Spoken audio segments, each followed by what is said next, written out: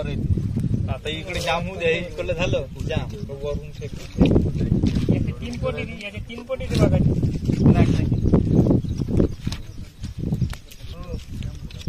या वावरात आहे नाही कुठं. पूल हा खूप दिवसाचा झाला, जीर्ण झालेला आहे आणि नदीचं पाणी जवळजवळ या पुलाला खालतून भेगा निघाल्या अशा, त्याच्यामुळे या नदीचं पाणी या भेगामधून असं वर येतं आणि हे पुलावर पूर्ण साचलेलं पाणी आहे. इथून जे येणारे जाणारे जे वाहनधारक लोक आहे किंवा पायदळ येणारे लोक आहे ते सगळे या पाण्याच्या आजूबाजूने येतात.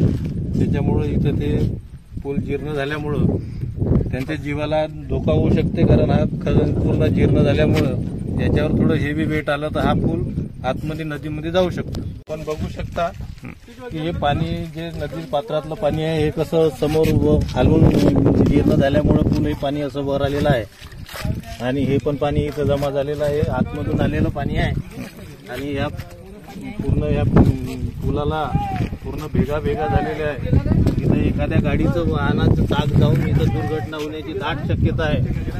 तरी शासनाने याच्याकडे काळजीनं लक्ष देऊन याची दुरुस्ती करून या पुलाची लेवल उंच करावी अशी गावकऱ्याची मागणी आहे, खूप दिवसाची मागणी आहे. परंतु याच्याकडे कोणत्याही शासनाने किंवा प्रशासनानं अजूनपर्यंत लक्ष दिलेलं नाही आहे. तरी याची त्वरित नोंद घेऊन या गावाच्या समस्येकडे शासनाने लक्ष द्यावं अशी गावकऱ्याच्या वतीनं मी विनंती करतो. बघा या पूल किती छोटा आहे, कधी एवढ्या लवकर नदीचं पाणी आल्याबरोबर या पुलावर पाणी चढलेलं आहे. याच्यामुळं हिंगणघाट ते सावंगी येणारं जे ट्रॅफिक आहे किंवा आम्हाला एकमेव रस्ता आहे या रस्त्यामुळं आम्ही हिंगणघाटशी जोडलेलो आहोत. या जर रस्ता आमचा बंद झाला तर त्याच्यानंतर आम्हाला बाहेर निघण्यासाठी कोणताही रस्ता किंवा कोणताच मार्ग नाही आहे, कारण आम्ही त्याच्यानंतर एका बेटामध्येच रूपांतर होते आमच्या गावाचं. त्याच्यामुळं आम्हाला कोणती आरोग्याची समस्या आली किंवा कोणतीही समस्या आली तर आम्हाला खूप त्रास होतो, कारण आम्हाला बाहेर कोणत्याच सुविधा मिळत नाही. कारण हा एकमेव रस्ता आहे ज्या रस्त्यापासून आम्ही शहरासोबत आमचा संबंध येऊ शकते. आणि आमचं 500 ते 600 लोकसंख्येचं गाव आहे. याच्यानंतर समोर दुसरे गाव आहे, पण तिकडे मोठे मोठे नाले असल्यामुळे आम्हाला तिकडे पण जाता येत नाही आणि तिकडे कोणत्याही प्रकारचा रस्ता नाही आहे. 12माही रस्ता नाही, चिखलाचे रस्ते आहे, बंडी बैलाचे रस्ते आहे. त्याच्यामुळे आम्हाला तिकडूनही नाले असल्यामुळे आम्हाला तिकडलं पूर्ण दोनही नदीचं पाणी जेव्हा पुराचं एकत्र होते तेव्हा तिकडून डाब असते. त्याच्यामुळे आम्हाला नागरीकडे पण निघता येत नाही, केळीकडे निघता येत नाही आणि आम्ही इथेच आम्हाला गावामध्येच पूर्ण पाणी नदीचं कमी होतपर्यंत एका ठिकाणी राहावं लागतं. आमच्या शेतीसुद्धा नदीच्या पलीकडे असल्यामुळे आम्हाला शेतीची मशागत करण्याकरता सुद्धा समोर जाण्याचा खूप मोठा प्रॉब्लेम आहे.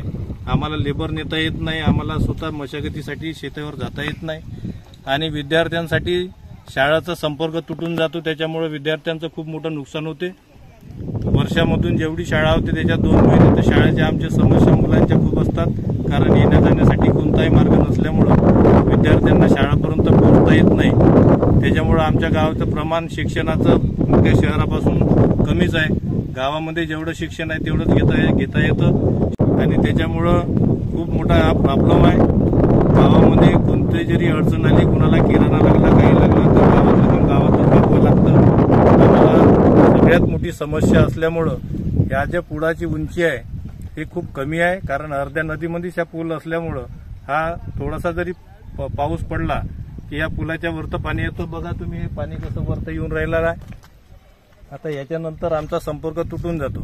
आता हे वना नदीचं पाणी इकडल्या नदीने येत असल्यामुळं तिला पाणी आलं किंवा या पोत्रा नदीला पाणी आलं तरी आमचा पूल हा पूर्ण पाण्याखाली जातं.